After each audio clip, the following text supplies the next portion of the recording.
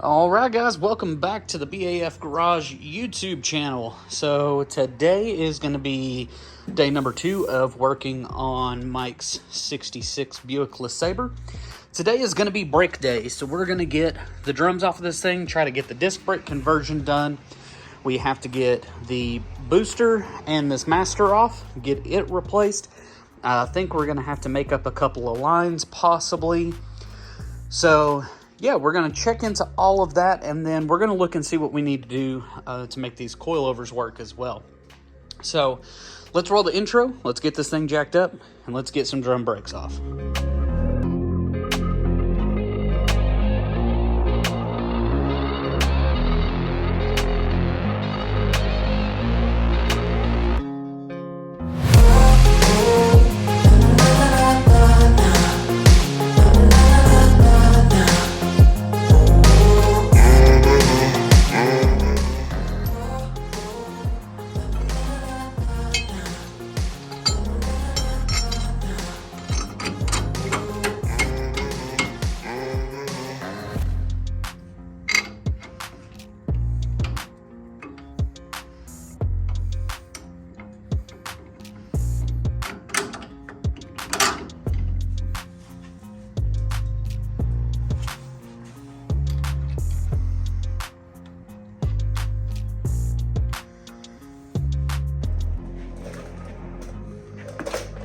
I guess it's going to be the big bearing.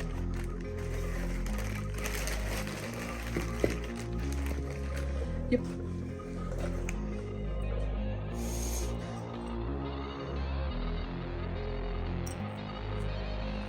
Did it just come with an extra rip?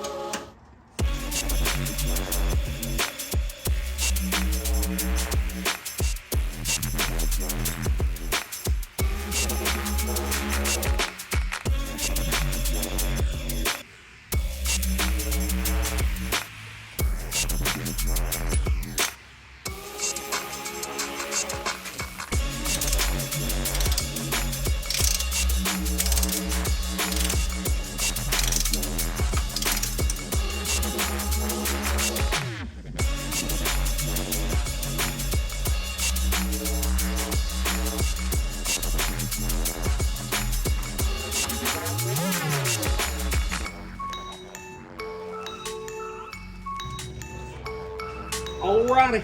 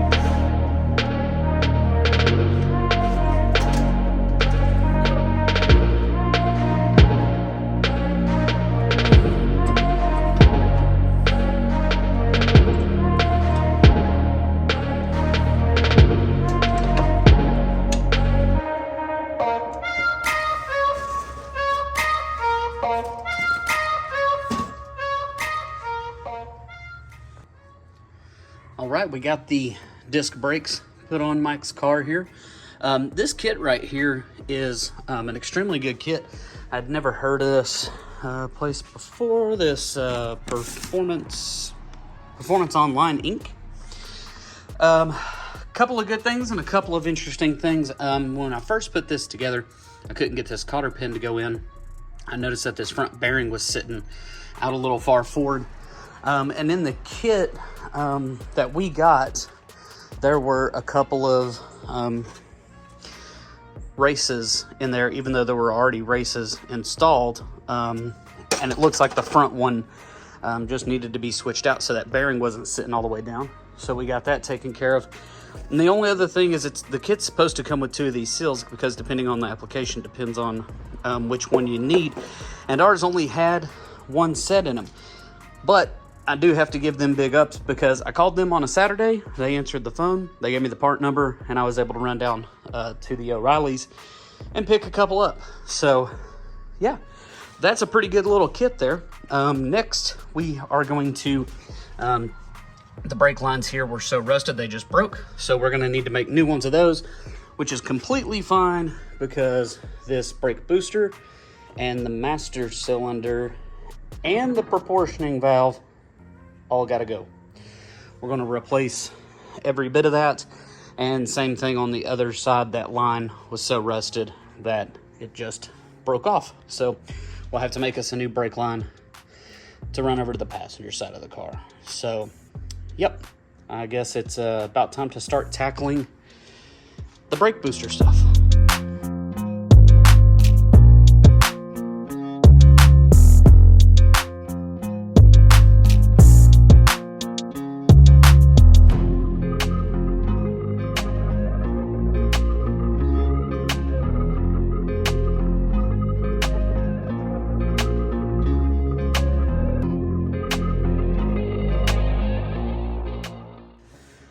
Alright, so went to undo the lines from this proportioning valve, because we have a new one that's going to go in with the new master and brake booster, and the lines are trying to strip. So it's no big deal for the front two, because we already got to replace those, but the back one, I've already flushed that line before, and we replaced some stuff in the back of the car, so I'm going to try my best to save it, to try to save a little bit of cash for Mike. So we're gonna let that soak, and I'm gonna climb up underneath the dash and get this booster out. No good way, I don't think, to do an angle of that. So yeah, I'm gonna practice my Pilates or whatever that foldy up stuff is. Yeah, let's keep trucking. Well, we're under here. I've only got one more nut to take off here, but man, old cars with bench seats, I lied. This isn't half bad. Don't be jealous of my lily white legs. Yes, I'm a ginger, so we don't tan, but hey, that's not too bad. So the brake master and the brake booster are finally out of the car, and I think I'm gonna call it a night. As much as I'd love to keep going, I'm getting a little wore out. We're gonna give this WD-40 down here on the proportioning valve a chance to do its magic. And yeah, so some plans have changed too regarding these coilovers. Typically not one to say anything like this, but these are just, there's no way we're gonna be able to make this work. Mike had already sent these back once before because of the wrong mounting on the rear. And then when he received the fronts, they have this T-bolt, and the factory shock is bolted in a cross bolt down here in the lower control arm. So the only way to do that would be we would have to modify, I don't even know where I've put the bolt now, but we'd have to make like a tube to go in between that, and it's a pretty small bolt. It's maybe a 7/16 bolt, and then that's going to be supporting the entire weight of the vehicle. I'm not super comfortable with that, so the only other thing I could come up with is that I could plate that control arm and then drill the holes for the T-bolt to go into. I called Mike and was talking to him, and he was like, nope, definitely not worth it. So since we've had so many issues, what we're going to do is we're going to put just a standard set of shocks on this thing for now. We'll put back on it what was on it. And then we're going to holler at Viking and see if we can get just a really good double adjustable shock front and rear sometime in the future.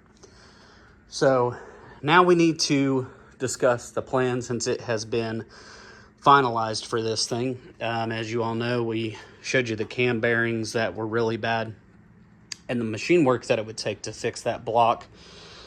You can buy another block for just about as cheap, but the problem there is you do the whole, well, we're rolling the dice again on whether everything's perfectly fine with that block. So instead, we have decided on the plan, and as soon as I'm done with the brakes and everything else we're doing to this, the motor is coming out of the Fox body, and that is going to be the new power plant for the 66 Buick.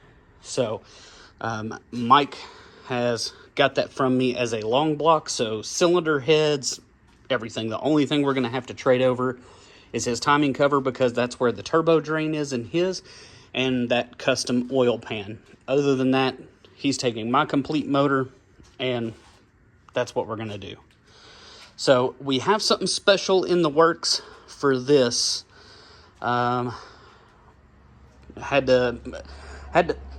going to be working a lot of overtime and not just down here in the shop. So I'm going to keep you guys updated as I can.